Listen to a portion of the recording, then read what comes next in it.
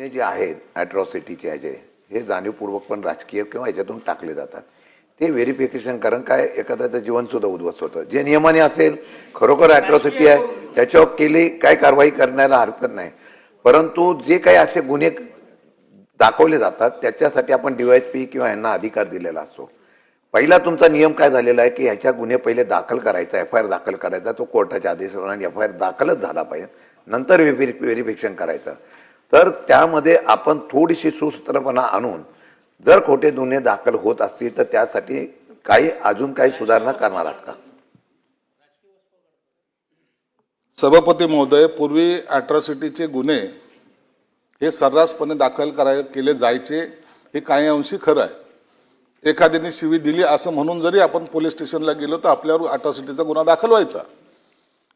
आता गुन्हा दाखल केला की तातडीने आरोपीला 24 तासाच्या आत अटक झाली पाहिजे असं सुद्धा पूर्वी नियम होता आणि त्या पद्धतीने अटक काही लोकांना केली जायची.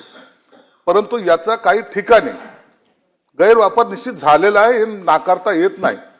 म्हणून आता शासनाने त्या कायद्यामध्ये जो काही बदल केलेला आहे त्या बदलामध्ये काय सांगितलंय की तुम्हाला तुमचा FIR नोंदवता येईल, परंतु अटक करण्यापूर्वी जो आयओ असेल तो आयओ त्याची खात्री करेल.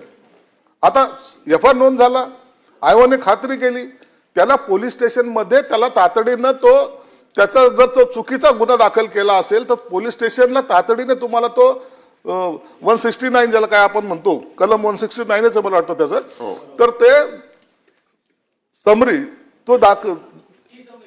ती समरी तो पोलीस स्टेशन मध्ये सुद्धा देतो आणि त्याच्यानंतर पहिली जी काही कोर्टामध्ये जेव्हा प्रकरण येतं त्या टायमाला ती समरी त्याला जावल्या जाते आणि ती केस विड्रॉ होते.